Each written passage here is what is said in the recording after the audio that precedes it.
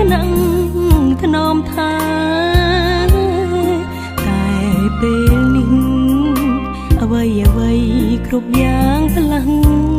ប្រែកូនយំអិនឡើយព្រោះតែបែកពីម៉ែស្រណងគ្រាដែលកំសត់រួមគ្នាអ្នកម៉ែមិនដែលរុញរីព្រោះតែចង់ឲ្យកូនសុខរឿងលំបាកគ្រប់យ៉ាងម៉ែតែងលៀងទុកមិនចង់ឲ្យកូនកាត់ទុក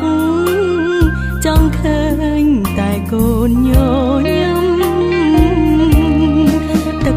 ភ្នែកហូរព្រោះតែនឹកនាងម្ដាយកូនសែនស្រណងសោកស្ដាយអាណិតអ្នកម្ដាយខ្លាំងណាស់ម៉ែតែងក្រោកឈររីរៀងរាល់គ្រប់អ៊ំផ្សឹងជាតិនេះរូបកូនជុំពីងគុណនាងម្ដាយច្រើនពេកហើយបើសិនវេលានឹងអាចត្រឡប់កូននឹងអបម៉ែឲ្យជាប់មិនឲ្យរបូ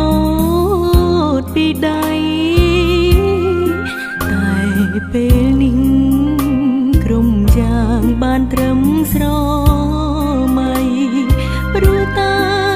រូបអ្នកម្ដាយឃ្លាតឆ្ងាយឃ្លាតគ្មានថ្ងៃជួ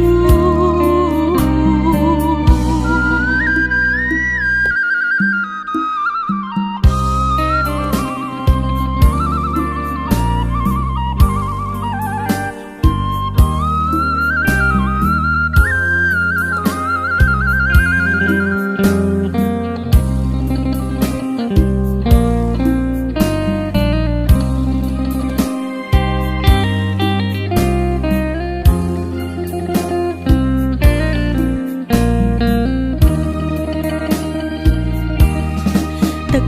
ភ្នែកហូរព្រោះតែនឹកនាងម្ដាយកូនសែនស្រណងសោកស្ដាយអាណិតអ្នកម្ដាយខ្លាំងណាស់ម៉ែតែងក្រោកឈររីរៀងរាល់គ្រប់អ៊ំផ្សឹងជាតិនេះរូបកូនជុំពីងម្ដាយច្រើនពេកហើយបើសិនវេលានឹងអាចត្រឡប់កូននឹងអបម៉ែឲ្យជាប់មិនឲ្យរបូតពីដៃតែពេលនេះក្រុមយ៉ាងបានត្រឹមស្រ